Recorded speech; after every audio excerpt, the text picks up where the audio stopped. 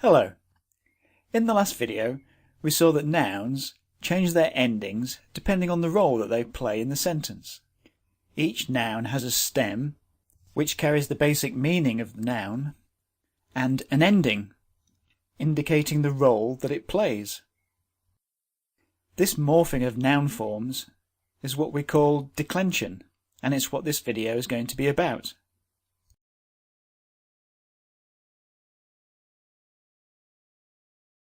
When you start learning Pali, you're going to come across sentences like this. Naro, naring, pasati. The man sees the woman. Or the other way around. Nari, narang, pasati. The woman sees the man. Okay, at the beginning of each sentence, we have the subject in the nominative case. That's the subject case. But notice naro ends in an O, and nari ends in an E, and the next noun, narang and naring, are in the accusative case, because they're the direct object. But notice one ends in a-eng, and the other ends in a e-eng. So what's going on? Why are these endings different? The simple answer for why naro and nari have different endings for the same case is that they belong to different groups, which depends on their noun stem. So let's take a closer look at noun stems. So now we can look at some basic terms. We've just seen that a noun is formed from a stem and an ending. The noun stem is the form the noun takes when it has no ending added to it. This is how nouns are listed in dictionaries, because it's the stem that carries the basic meaning of the noun. Stems themselves aren't proper words. You won't usually find stems by themselves, because they need an ending to make sense in a sentence. Now we can group nouns in various ways, and one way is by gender. We might think about gender as relating to biology, but it also relates to words. Some might be familiar with the different genders in French or German, for instance. In Pali, the idea of gender has been expanded to include all nouns. Some words have a natural gender because they relate to people or animals or groups. But other nouns take a grammatical gender, which is where a noun which doesn't necessarily have a natural gender is assigned to a gender. This might be just because of historical legacy, or it might purely be on how the word sounds. It's important to understand that often there's no particular reason why a word belongs to a particular gender. Anyway, Pali has three genders, masculine, neuter, and feminine, and all nouns fall into one of these three groups. And notice also how every noun stem ends in a vowel. There are some noun stems that end in consonants, but today we're just going to look at the ones that end in vowels. Now, looking at this table, we can see that muni, meaning sage, and bhikkhu, meaning monk, are both in the masculine, which is what you might expect. And rupa and aki, meaning form and the eye, are in the neuter, because they don't have a specific gender.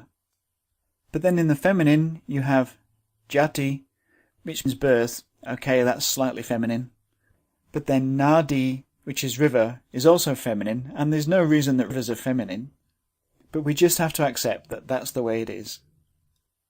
Another thing that we can notice is that nouns in short I can belong to any of the three genders, and that's also true of stems in the short U as well, whereas noun stems ending in the short A only belong to masculine and neuter, and nouns in the long U are either masculine or feminine, while noun stems ending in a long A are only found in the feminine. And I think it's worth stressing here that we're just talking about noun stems. So now, let's look at the endings.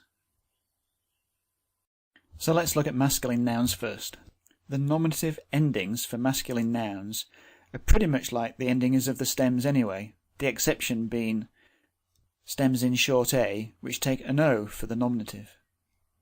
And in the accusative, well, the vowel which terminates the stem is made short, and then ang is added.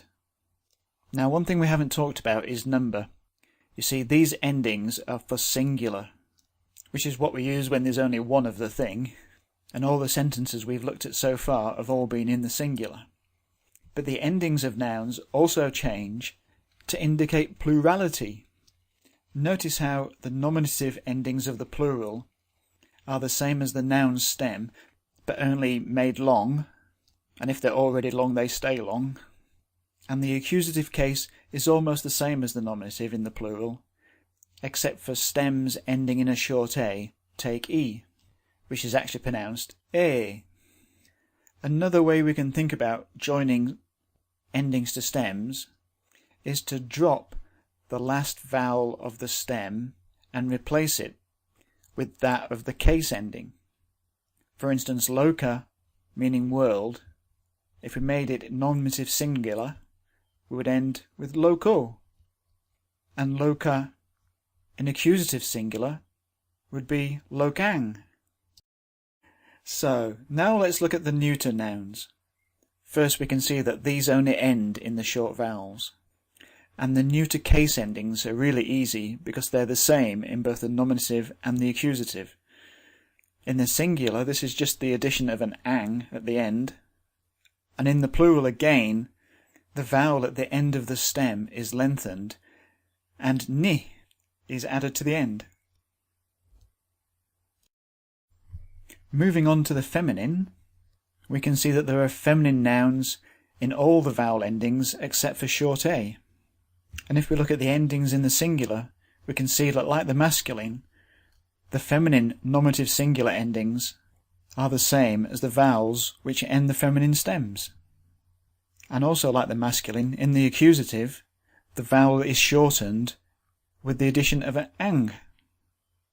And if we look at the case endings in the plural, we can see again that the final vowel is lengthened, or in the case of the long I, it becomes eu. Well, that just about covers the case endings for the nominative and the accusative in the three genders. They're not hard to memorize, and you'll soon find, with a bit of practice, that you can recognize the case endings quite simply.